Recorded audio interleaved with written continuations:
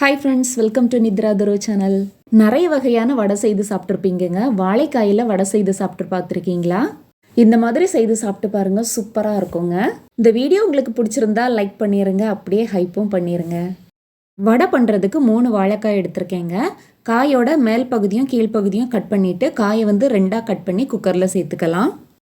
இப்போ காயோடவே காய் மூழ்கிற அளவுக்கு தண்ணி சேர்த்துக்கணுங்க. தண்ணி சேர்த்துட்டு குக்கர் மூடி போட்டுட்டு 2 விசில் வச்சு வேக வச்சு எடுத்துக்கணும். இப்போ 2 விசில் வச்சு எடுத்தாச்சுங்க. ப்ரெஷர்லாம் அடங்குனதும் குக்கர் ஓப்பன் பண்ணி பார்க்கலாம்.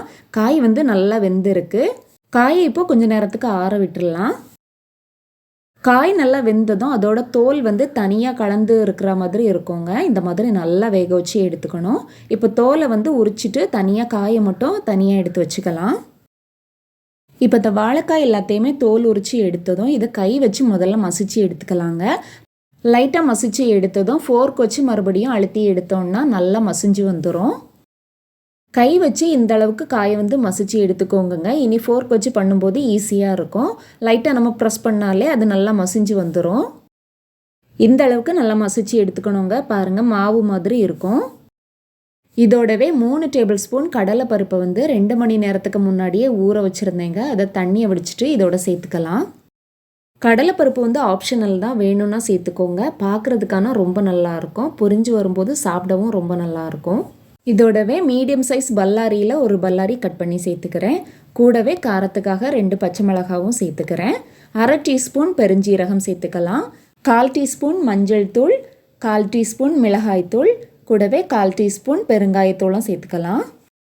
இதோடவே 2 கொத்து கருவேப்பிலையை வந்து சின்ன சின்னதாக கட் பண்ணிவிட்டு இதோட சேர்த்துக்கலாம். இப்போ தேவையான அளவு உப்பு சேர்த்துட்டு இதை நல்லா பிசைஞ்சு எடுத்துக்கணுங்க. இதோட தண்ணி எதுவுமே சேர்க்க வேண்டாங்க. வாழைக்காயை நம்ம வேக வச்சு எடுத்ததில் இருக்கிற தண்ணியே இதுக்கு போதுமானதாக இருக்கும். இப்போ எல்லாத்தையுமே இந்த மாதிரி நல்லா பிசைஞ்சு எடுத்துட்டு இதை பொரிச்சு எடுக்கிறதுக்காக பாத்திரத்தில் எண்ணெய் ஊற்றி வச்சுருக்கேங்க. எண்ணெய் நல்லா சூடானதும் நம்ம நார்மலாக வடை தட்டி போடுற மாதிரி தட்டி இதோட சேர்த்துக்கலாம். இது 2 பக்கமும் நல்லா மாற்றி மாற்றி விட்டு பொரிய விட்டு எடுத்தோன்னா சூப்பரான வாழைக்காய் வடை ரெடிங்க.